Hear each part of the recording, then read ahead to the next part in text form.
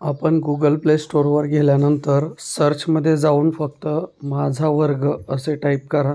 या ठिकाणी आपल्याला पहिले ॲप आलेले दिसेल, टीचर्स स्मार्ट ॲप.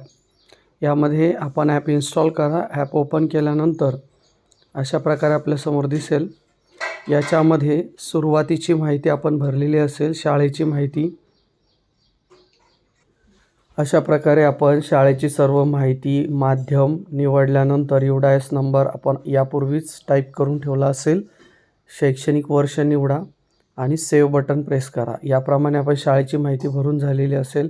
यानंतर वर्ग शिक्षक माहिती आपण भरायची आहे. वर्ग शिक्षक माहितीमध्ये अशा प्रकारे भरल्यानंतर सेव्ह बटन प्रेस करा. हे सर्व आपल्याला एकदाच करायचं आहे. यानंतर आपण विद्यार्थी माहिती या ठिकाणी भरलेली असेल. तर अशा प्रकारे ॲड बटन प्रेस केल्यानंतर विद्यार्थ्याचा एक ब्लँक फॉर्म येईल. आपण याप्रमाणे विद्यार्थी ॲड करू शकता.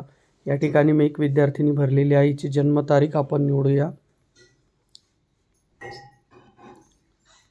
अशा प्रकारे जन्मतारीख ॲड झालेली आहे. हिची जात.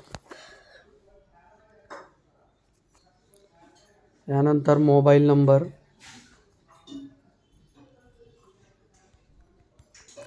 मोबाईल नंबर टाईप केल्यानंतर आपण इतर माहितीसुद्धा भरू शकता, परंतु बोनाफाईडला सध्या फक्त आपल्याला या ठिकाणी मोबाईल नंबरपर्यंतचीच माहिती आवश्यक आहे. यानंतर ही माहिती आपल्याला सेव्ह करायची. अशा प्रकारे एक विद्यार्थी आपला या ठिकाणी आलेला असेल. आता आपण बोनाफाईड कशाप्रकारे याचं तयार होणार आहे ते पाहूया. यासाठी आपण पुन्हा डॅशबोर्डवर जाणार आहोत. हा आहे डॅशबोर्ड. या डॅशबोर्डमध्ये आपल्याला रिपोर्ट विभागामध्ये जायचं आहे. या ठिकाणी इथे गेल्यानंतर पहिलीच टॅब आहे बोनाफाईड.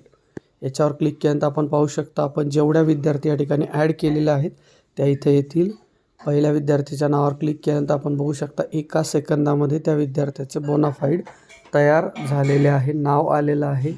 त्यानंतर सर्व माहिती या ठिकाणी आलेली, जन्मतारीख अक्षरामध्ये आलेली आहे.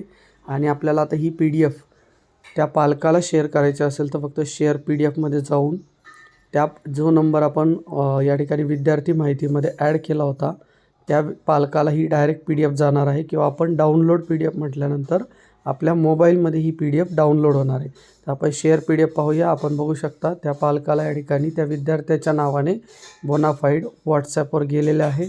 आणि आपण या ठिकाणी त्या पालकाला आपण सांगू शकतो की आपण त्या बोनाफाईडची प्रिंट काढून शाळेमध्ये आणून आपण मुख्याध्यापकांद्वारे या ठिकाणी सही शिक्का त्याची पडताळणी करून सही शिक्का देऊन आपण त्या पालकाला, विद्यार्थ्याला बोनाफाईड देऊ शकतो.